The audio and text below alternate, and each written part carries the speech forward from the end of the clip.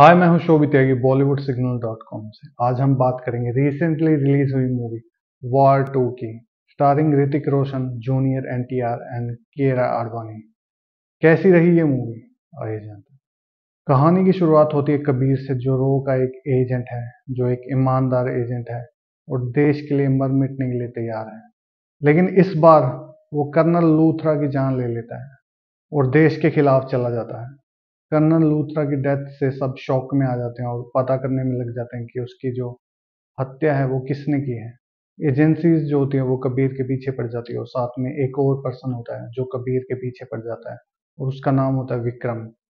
विक्रम अब कबीर की जान का प्यासा है। विक्रम कौन है और वो कबीर के पीछे क्यों पड़ा है, और कबीर ने देश के साथ गद्दारी क्यों की, और कर्नल लूथरा को क्यों मारा।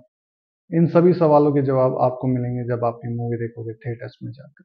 तो अब बात करते हैं उन स्टार्स की जिन्होंने इस मूवी में काम किया है। ऋतिक रोशन ने रोल में कबीर का, एक रो एजेंट का, और उनकी एक्टिंग काफी अच्छी है। जितना मजा उनकी एक्टिंग वार 1 में देखने में आया था, उतना ही मजा वार 2 में भी उनकी एक्टिंग देखने में आता है और उनका काम काफी सही है। जूनियर एनटीआर ने रोल में है विक्रम का और उनकी एक्टिंग भी काफी अच्छी है। उनका रोल एक इगोइस्टिक पर्सन का था और उन्होंने अपने कैरेक्टर को अच्छे से जस्टिफाई किया है और वो काफ़ी ईगोइस्टिक लगते हैं और साथ में एक कॉन्फिडेंस से भरे हुए पर्सन लगते हैं जो कुछ भी कर सकता है। तो उनका काम काफ़ी सही है। ये फर्स्ट मूवी थी उनकी जो मैंने देखी थी, क्योंकि मोस्टली मैं बॉलीवुड मूवी ही देखता हूँ और सेकंड नंबर पे हॉलीवुड। तो फर्स्ट मूवी उन्होंने बॉलीवुड के साथ कोलैबोरेशन किया था, तो उनकी एक्टिंग मुझे काफ़ी सही लगी। कायरा आडवाणी ने रोल निभाया है काव्या का और उनकी एक्टिंग भी डिसेंट है। वो मूवी के अंदर ग्लैमर लेके आती हैं और ऑडियंस को एक रीजन देती हैं मूवी को देखने का, अपने ब्यूटीफुल अंदाज की वजह से। उनका काम काफी सही है। अनिल कपूर ने रोल निभाया विक्रांत का और उनका काम डिसेंट है। आशुतोष राणा ने रोल निभाया है कर्नल लूथरा का और उनका रोल एक काफी शॉर्ट रोल है, लेकिन जो सबसे ज्यादा इम्पैक्ट वाला रोल है वो उनका है। थोड़े टाइम के लिए वो आते हैं लेकिन उनकी एक्टिंग डिसेंट है।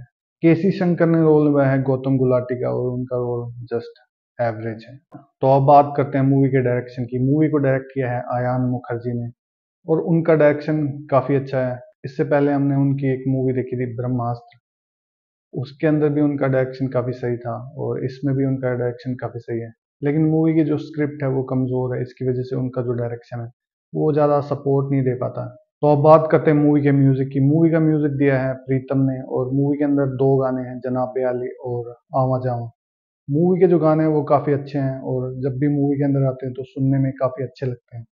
तो अब बात करते हैं मूवी के फाइनल वर्डिक्ट की, कैसी रही ये मूवी। मेरे हिसाब से ये मूवी एक डिसेंट मूवी है जिसके अंदर एक दमदार एक्शन है, जिसके एक्शन सीन्स आपको देखने में काफी मजा आएगा। मूवी का जो फर्स्ट हाफ है इंटरवल से पहले के टाइम, उसमें मूवी काफी आपको इंगेज करके रखती है और आपको बोर नहीं होने देती, जो एक अच्छी बात है इस मूवी की। काफी अच्छे सीन्स हैं इसके अंदर, जैसे हेलीकॉप्टर वाला और एक ट्रेन वाला। वो जो दो सीन है वो इस मूवी की जान है। एक्शन वाइज तो ये मूवी वॉर 1 है जो उससे बेटर ही है, लेकिन दो तीन सीन ऐसे भी है मूवी के अंदर जो बचकाने लगते हैं, जो एमेच्योर लगते हैं और ऑडियंस को वो सीन देखकर रोना नहीं आता जो आना चाहिए था, बल्कि एक हंसी आती है। ऑडियंस मन मन में ये सोचने में मजबूर हो जाती है कि अरे ऐसा थोड़ी होता है कोई। तो मेरे हिसाब से जो मूवी की जो स्टोरी है वो थोड़ी बेटर हो सकती थी, ताकि बेटर सीन लिखे जाए मूवी के अंदर। मूवी का एक्शन मुझे तो काफी अच्छा लगा, लेकिन कुछ लोग ऐसे भी हैं जिनको एक्शन पसंद नहीं आएगा, क्योंकि जो एक्शन मूवी के अंदर दिखाया गया है वो एक टाइप से सुपर हीरो जो मूवी होती है उसका एक्शन है। एक टाइम तो ऐसा लग रहा था कि ये जो कबीर और ये विक्रम है वो कुछ भी कर सकते हैं।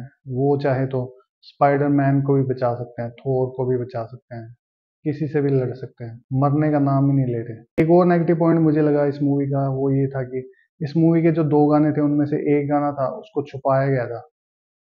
जैसे आवा जावा तो रिलीज कर दिया गया था, लेकिन जो अलग से एक गाना था जनाब आली, उसको रिलीज नहीं किया गया, उसको छुपाया गया। उसको सिर्फ 15 सेकंड का दिखाया था और लिख दिया था कि पूरा गाना देखना है तो थिएटर में आ जाओ। तो ये एक नेगेटिव चीज है। आप ऑडियंस को फोर्स नहीं कर सकते कि वो आपका गाना देखने के लिए थिएटर में आएगा। मोस्टली जब भी हम मूवी को देखने जाते हैं तो उसके गाने सुन के ज़्यादा जाते हैं, क्योंकि गाने अट्रैक्टिव होते हैं और वो एक टाइप की पब्लिसिटी का काम करते हैं। और ये जो नेगेटिव पॉइंट है वो इस मूवी के खिलाफ जाएगा। जिसकी वजह से उतनी ऑडियंस इस मूवी को देखने के लिए नहीं आएगी जितनी आनी चाहिए थी। जैसे वॉर वन के टाइम पे सारे गाने दिखाए गए थे, जितने भी थे दो तीन, तो गाने काफ़ी पॉपुलर हुए थे और काफ़ी लोग उसे देखने के लिए आए थे। तो ये एक नेगेटिव पॉइंट है इस मूवी का। तो मेरे हिसाब से ये जो दो तीन पॉइंट है वो इस मूवी को जस्ट एक एवरेज मूवी ही बना के रख देंगे, ना कि एक सुपर हिट या हिट।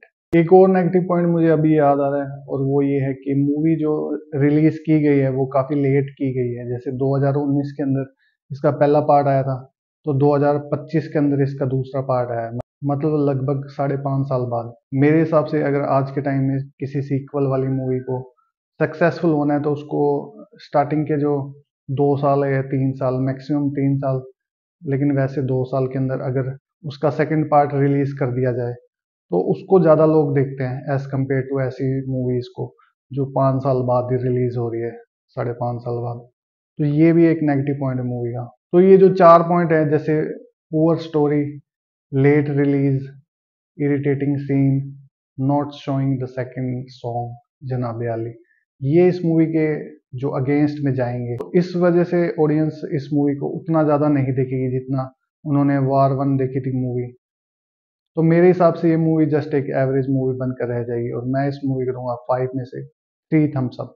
ये मूवी जस्ट अपनी जो कॉस्ट है जो 400 करोड़ में बनी थी उसको तो रिकवर कर लेगी, लेकिन जैसे 800 करोड़, 600 करोड़, 1000 करोड़, 1200, उतना जो टारगेट है वो ये अचीव नहीं कर पाएगी। आई होप आपको इस मूवी का रिव्यू अच्छा लगा हो। क्या आपने भी ये मूवी देख लिया? अगर हाँ तो आप अपने आइडियाज को कमेंट सेक्शन के अंदर लिख सकते हैं। मैं आपसे मिलूंगा जल्दी एक और मूवी के रिव्यू के साथ। Thank you very much.